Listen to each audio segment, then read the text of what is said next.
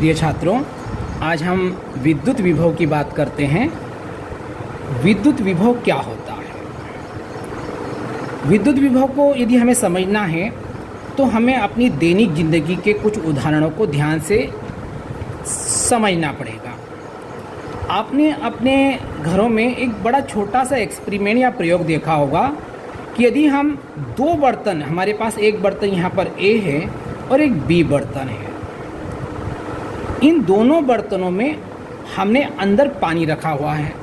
यहाँ ये नीली लाइनें जो आपके सामने खींची हुई है, पानी भरा हुआ है, और ये बी बर्तन में पानी यहाँ तक भरा हुआ है, जबकि ए बर्तन में पानी का लेवल या ऊंचाई यहाँ तक है। यदि आप इन दोनों बर्तनों को एक पाइप की सहायता से जोड़ दें तो आप देखते हैं कि जैसे आप जोड़कर इसका वॉल या इनको कनेक्ट कर छोड़ते हैं तो इस बी वाली टंकी का पानी स्वतः ही बिना किसी बाह्य स्रोत के बी से ए की ओर बहता रहता है। ये भी पता होगा आपको कब तक बहता रहेगा? ये तब तक बहता रहेगा जब तक कि दोनों टंकियों का पानी का लेवल, ऊंचाई, पृथ्वी तल से ऊंचाई इक्वल नहीं हो जाए, तब तक यह बहता रहेगा। क्योंकि यहाँ पर इसका स्तर या लेवल पृथ्वी तल से ऊपर है और यहाँ इसका पृथ्वी तल से जो ऊंचाई या लेवल पानी का स्तर है वो नीचे है। तो यह ऊंचाई अधिक होने के कारण यह ऊंचाई वाला पानी इस पर दाब आरोपित करता है और यह दाब इसको धक्का देता है, पुश करते इस पानी को यहाँ से यहाँ पहुँचा देता है। और यह तब तक होता रहेगा जब तक कि दोनों का लेवल या स्तर बराबर नहीं होता है। तो जो काम यहाँ पर स्तर करता है वही काम आवेश में विद्युत विभव करेगा।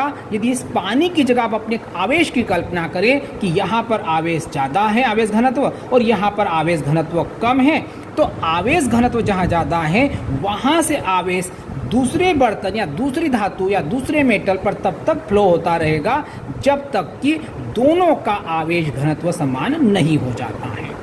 कहने का मतलब जो काम यहाँ पर स्तर करता है वही काम यहाँ पर विभव या विद्युत विभव करता है। इसको एक और प्रयोग से देखते हैं। अगर हमारे पास दो धातु के गोले ए और बी हैं जिनका साइज और जो धातु हैं एक समान है, अगर ये लोहे का तो ये भी लोहे का, इसका व्यास और इसका व्यास समान है। अब यदि इस गोले को तापमान मैंने मेजर करा 70 डिग्री सेल्सियस और बी गोले का तापमान मैंने मेजर करा 20 डिग्री सेल्सियस, आपने देखा होगा कि यदि इन दोनों गोलों को मैं एक धातु के तार द्वारा जोड़ दूं तो आपकी ऊष्मा ए गोले से बी गोले की ओर तब तक प्रवाहित होती रहती है जब तक कि दोनों का तापमान समान नहीं हो जाता। तो यहाँ यह ऊष्मा के प्रवाह की दिशा को कौन निर्धारित करता है? तापमान। पानी के प्रवाह को कौन निर्धारित करता है? स्तर। इसी प्रकार विद्युत विभव में आवेश बहते हैं और आवेश किस वस्तु से किस वस्तु में बहेगा, प्रवाहित होगा, यह निर्धारण कौन करता है? विद्युत विभव करता है। विद्युत विभव वास्तव में एक प्रकार का पुश या धक्का है जो इलेक्ट्रॉनों पर या आवेशों पर लगता है, जो एक जगह से कहाँ ट्रांसफर होंगे, दूसरी जगह, या उच्च विभव से कहाँ जाते हैं, निम्न विभव की ओर जाते हैं। तो विद्युत विभव की परिभाषा हम यदि देने की कोशिश करें तो हम कहेंगे कि किसी चालक का विद्युत विभव उसकी वह विद्युत अवस्था है जो उसे किसी अन्य चालक से जोड़ने पर क्या आवेश प्रवाह की क्या निर्धारित करता है? दिशा बताता है। किसी चालक का विद्युत विभव विद्युत की वह अवस्था है जो उसे किसी अन्य चालक से जोड़ने पर आवेश प्रवाह की दिशा बताता है। यहाँ पर तापमान क्या करता है? ऊष्मा प्रवाह की दिशा बताता है। जल का स्तर क्या बताता है? जल प्रवाह की दिशा निर्धारित करता है। तो वही काम विद्युत विभव करता है जो दो चालकों को जोड़ने पर हमें आवेश प्रवाह की दिशा बताता है। यहाँ एक पॉइंट नोट कर लीजिए कि इलेक्ट्रॉनों का जो प्रवाह होता है वह ऋणात्मक से धनात्मक अर्थात निम्न विभव से उच्च विभव की ओर होता है। इलेक्ट्रॉनों का प्रवाह कह रहा हूँ, ध्यान रखिए। अब बात करते हैं कि हम विद्युत विभव की माप कैसे करें।